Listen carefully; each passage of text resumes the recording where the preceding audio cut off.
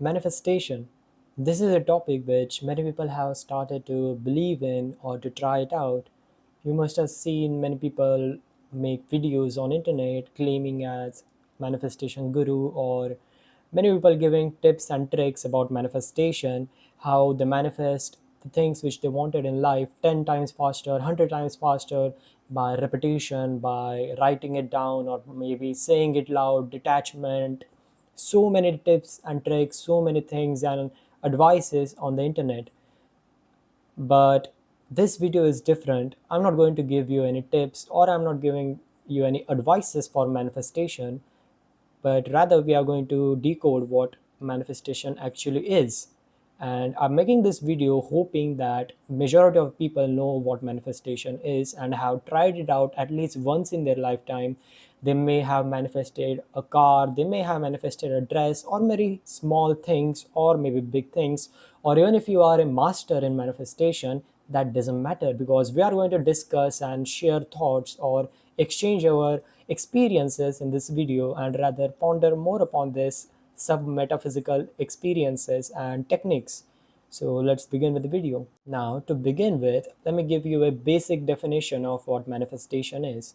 What many people believe is, when you say something out loud, when your wishes, you write it down or you say it out loud in the universe, to the universe, or maybe you repeat that same wish consistently, or maybe you detach from it, and magically things start to coincide.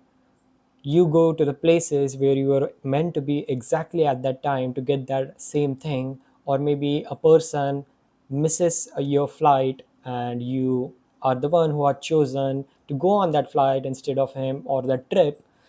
It could come out of nowhere, out of blue, and you would think that this is magical. It could be, because when things like that happen, we oftentimes don't have any narrative or any thing to counter it with. So it sometimes feels magical about it. But let us start with a basic definition of this. Manifestation is your desires coming true, sometimes magically, sometimes coincidentally. And people believe that there is a universe out there, a higher metaphysical or higher conscious entity out there, which completes your wishes, which coincides your life, which controls your life, or maybe alters your decisions or even your thoughts to make you rich where you wanted to go. So let us begin this video with an example. This example is very personal to me. It happened with me, so I could actually bet on it that manifestation is real. And the story begins with when I was very young, I was very little, and at that time we are not living consciously. We are much rather into emotions. We don't counteract our thinking. And when I was little, I remember our school was organizing a trip to a water park. But the thing was, I already went to the water park multiple times, whether alone or with my parents. And but this time my classmates were going, and my father said no to me. Actually, he said that you actually went there multiple of times and the trip is honestly costly, we can't afford it right now. So I said, but everyone is going. And my neighbor, which used to be my school friend, my classmate, who used to also live beside me, was going to the same trip. And I cried that night when my father said no, because my best friends, my neighbor, which is also my classmate, was going, and I was unable to go there just because we couldn't afford it at that time. And I also visited there multiple times. So my father said no. Then the days passed. I said to my friends that, I couldn't make it. You guys should go and you should enjoy. And just before the trip, I actually had that gut feeling in me that, I just have this feeling I would go to that trip no matter what. Even if the trip is going tomorrow, I just have this feeling that maybe I could go. Maybe if there's a little bit of chance, I'm willing to bet on it. And I was very young at that age to even think like that. But first time in my life, I thought like that. So, fair enough, the trip was going, or the bus was organized at 4 a.m. in the morning. And it was actually Sunday. And in Saturday, I slept with a feeling that, what, everything is going to work out. Maybe if there's just a slight chance, I'll just go. So, next day when I wake up, even if I didn't had to go to trip, it was 4 a.m., right? And I woke up at around 3:30 a.m. It was very odd. I never used to wake up that early. When you're young, you don't have any discipline to wake up early, but I eventually woke up. When I woke up, we got a call from my neighbor. Their son, which was going to the same trip, which is also my classmate, suddenly started to feel bad. He had vomitings and stomach infections. So his father said, you know, my son couldn't make it to the trip. We have already submitted the fees, and the school which I was going to was all a convent school, so they have very strict rules. They won't do a refund. So they said, if your son, that means me, if I'm willing to go, we could substitute the trips. And honestly, I was so mesmerized because I had this feeling. I already knew it was going to work out and I was going to go with my best friends, but I didn't figured it out that my neighbor would actually get bad stomach or get an infection and I will be the one who will be going. And we were very close, our families were close. So it was 3:30. I just had half hour to get ready. And I remember I packed my bag with all of the clothes which I could find. It was literally 2 day return trip, and I could find whatever I could want and just stuffed it in my bag and put it on my shoulders and went to the school with my father. And there we went, and his father also came. So we pleaded to the sister for changing my name with his name, substituting us. And thankfully they agreed, because if you went to a convent school, you would know that strict rule are there. Sisters don't listen to parents most of the time, but first time they listened, and I was so happy. I saw my whole class sitting there, and they were like, you said no, how are you coming? And I was like, I honestly don't know what happened. And this was the first experience of me about manifestation, which I did with full detachment. And this was actually beginning. At that time I didn't knew about manifestation. I didn't knew you have to be detached, or you have to have that feeling or confidence within you. But it happened. And when I did that, it sort of felt surreal, because when you are at that young age, this feels like a magic, like God did it.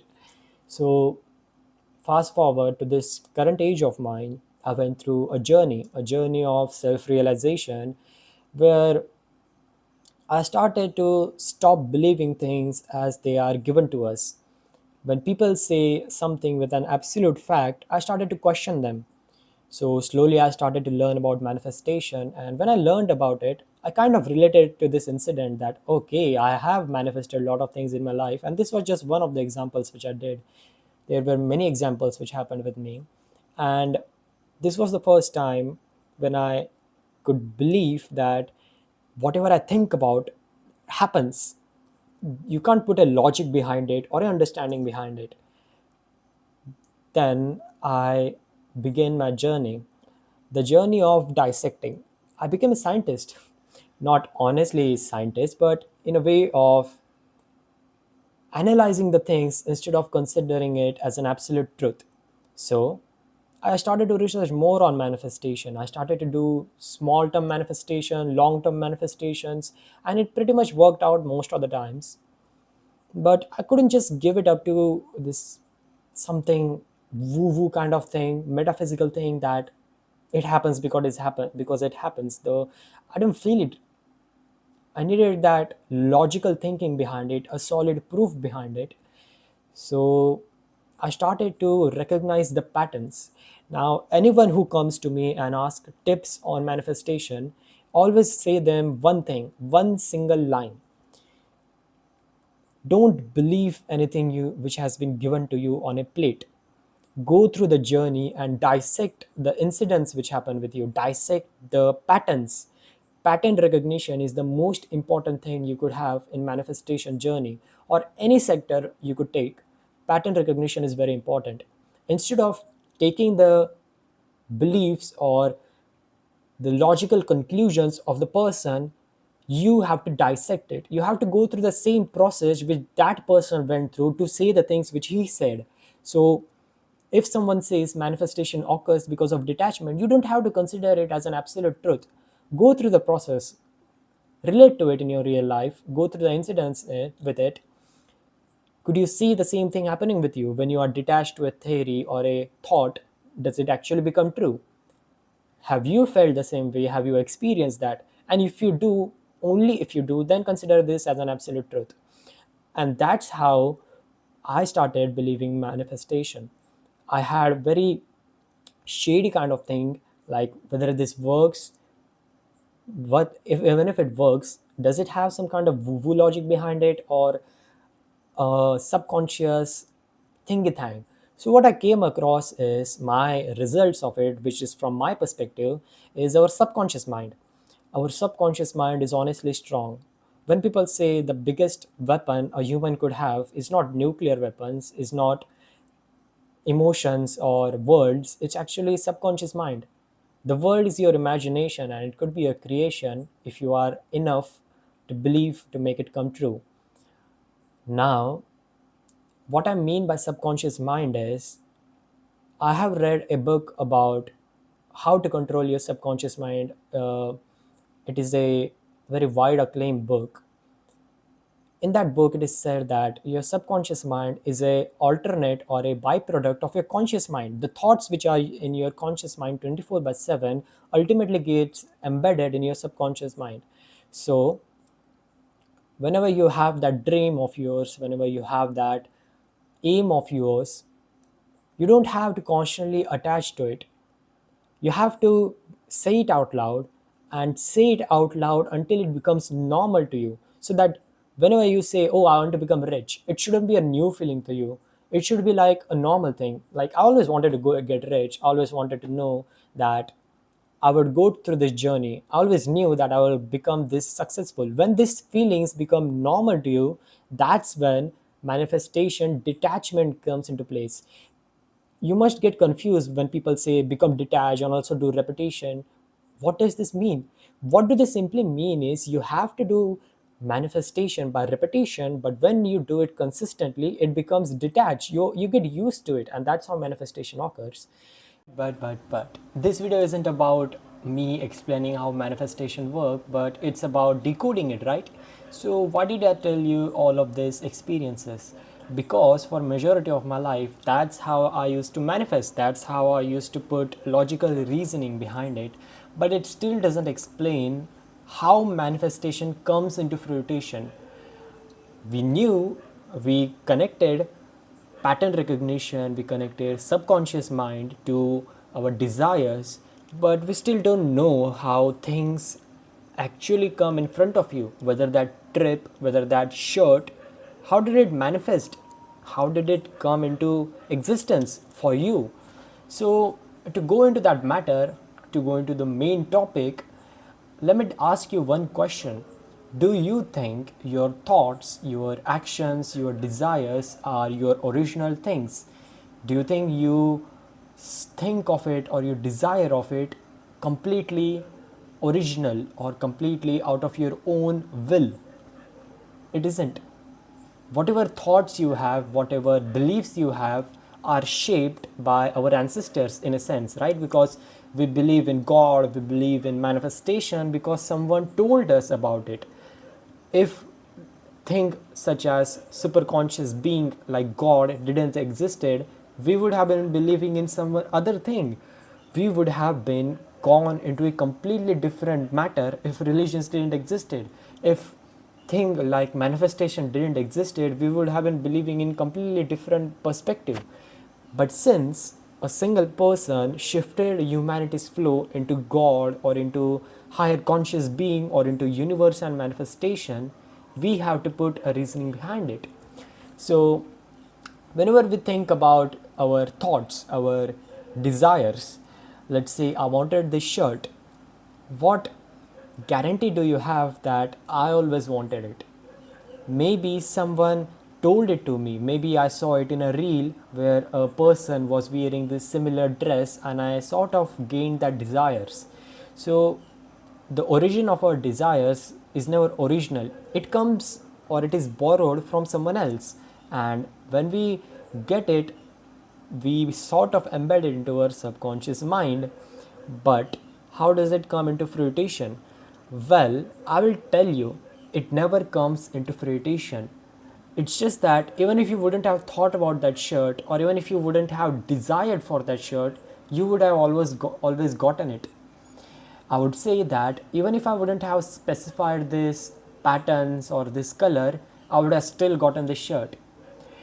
But since I told you our subconscious mind is good at recognizing the patterns, it sort of consciously or subconsciously, if I was not aware of it, reached out, connected this A to the B, connected these patterns, and gave me a heads up that, oh, Daksh, this is going to happen. Like, you are going to get this shirt, so why not desire about it? People call it precognition. Many people, you would have heard it. Precognition is again a woo woo kind of term, but if you touch it with a little bit of science and subconsciousness, it sort of becomes real. My term for perspective, or my perspective towards manifestation, has changed from I put a wish in the universe and it gives back to me, from that to I have changed it.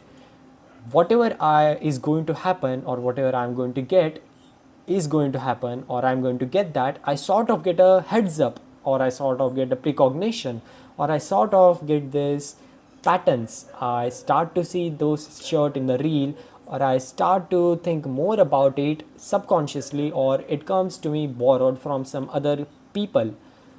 And this is what precognition is. It's just that even if you wouldn't have never thought about it, it would have come to you.